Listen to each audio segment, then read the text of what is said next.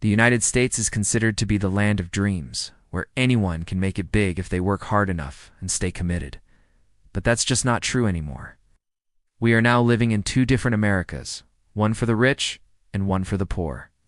And today we'll tell you about both of them. Welcome to our channel. Today we'll show you what life is like in the two Americas, the one for the rich and the one for the poor.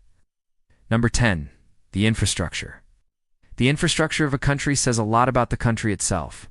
And when we compare the American infrastructure with some other first world countries, it falls way short. Potholes are everywhere. Roads need repair. Bridges are old and rusty. There are more homeless people sleeping under the bridges than actually using them. It seems like the city only fixes the roads after a car crashes on them. Many Americans live in areas where the water supply isn't clean or even drinkable. They have to buy water bottles with the money they could use for food. The poor people in America spend most of their time in traffic jams. It takes them hours to get from one place to another. If they could use public transportation, but most cities don't have good public transportation, so they are forced to sit in traffic. The American railway system is underdeveloped compared to Europe, so traveling by train is not an option for Americans. In fact, in some parts of Europe, you can travel by train to every major city, but there isn't a single train route in America that connects all of the states. A trip that would take 4 hours by car takes 36 hours by train. No. 9. Healthcare. The United States has the most expensive healthcare system in the world, and yet it lags behind many other developed nations in terms of quality and accessibility.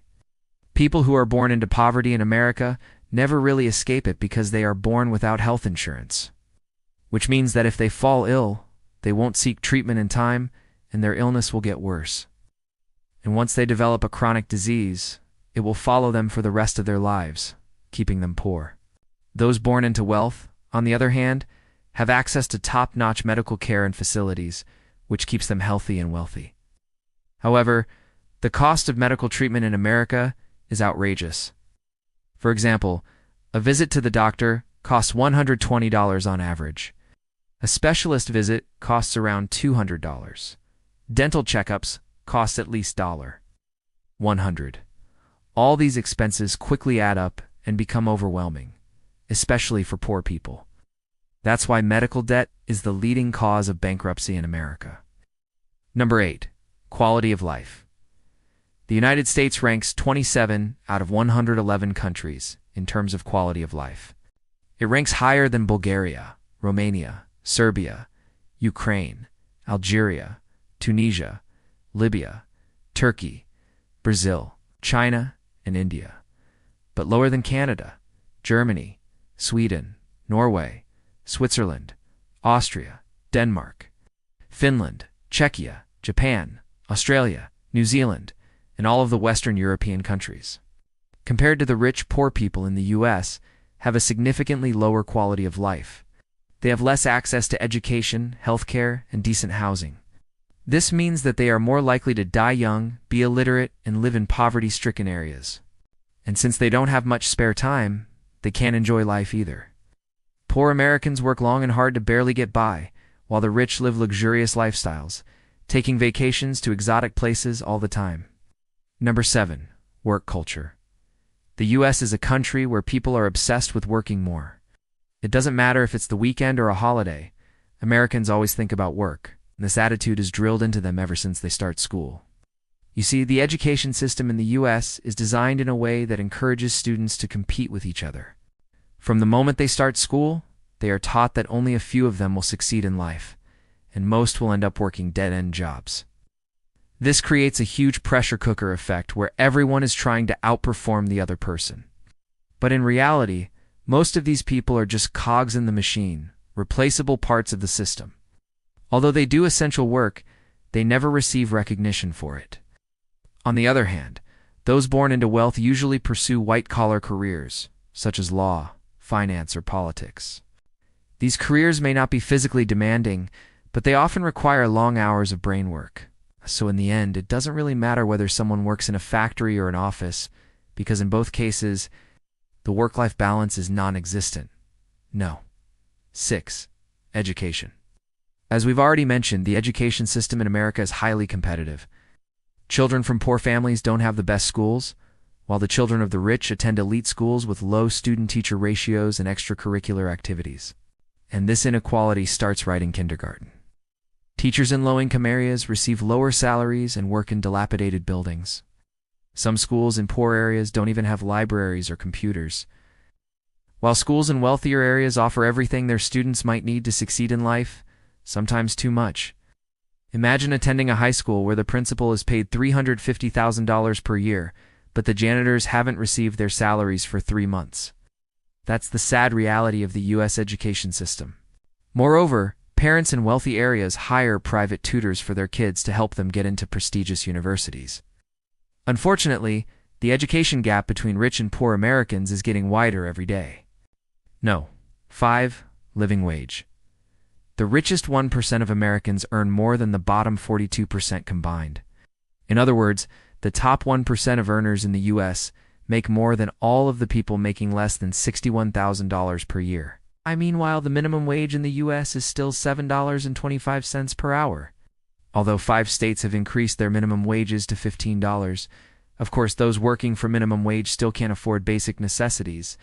That's why 16 states offer tax credits to people who work full-time for minimum wage so they can qualify for health insurance. As you can see, the situation in the United States is dire. Although it used to be considered the land of opportunity, it has become a place where success depends entirely on circumstances of birth. And the sad part is that nothing is being done to change that. 4. Personal debt. The average American household carries a debt load of $131,724. This includes mortgages, student loans, auto loans, and credit card debt. The largest share of this debt is made up of mortgages, which account for about 70% of the total. Student loan debt accounts for another 12%. Auto loans make up 9% of the debt load, while credit card debt accounts for the remaining 19%. The burden of debt is especially heavy on millennials, who carry an average debt load of $17,449. That's more than twice the amount carried by baby boomers at the same age. Millennials are also more likely than previous generations to carry credit card debt. The reasons for this are numerous. Millennials tend to have less financial stability than their predecessors. They are also more likely to have taken out loans to finance their education. Furthermore, millennials are more likely to have purchased a car with a loan, and they are also more likely to have used credit cards to make purchases. The result is a mountain of debt that is weighing down the American millennial. 3. Housing. The housing crisis in America is not a new phenomenon. It's been going on for decades.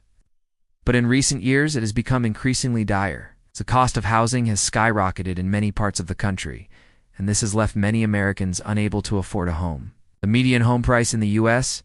is now $428,000, which is up by 15% over the past year. Rents are also on the rise, up by 10% over the past year. 2. Hunger. It's hard to believe, but in America, over 40 million people struggle with hunger. That's 12.3% of the entire population. In fact, the U.S. has one of the highest rates of food insecurity among developed countries. And according to Feeding America, 38.3 million people in the U.S. are living in a household that is defined as food insecure.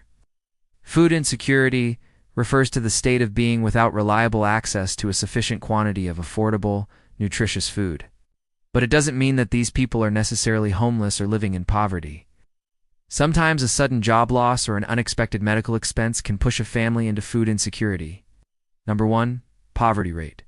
According to the U.S. Census Bureau, as of February 2022, the poverty rate in the U.S. was 12.8%, meaning that almost 13% of Americans live below the poverty line. To be more precise, a family of 3 needs to earn at least $21,310 per year to be above the poverty line. Anything less than that makes them poor. So imagine being in a country where the minimum wage is $7.25 per hour, and inflation is 8.5%. Now let's assume that someone is working a full-time job at the minimum wage, 40 hours per week, 52 weeks per year.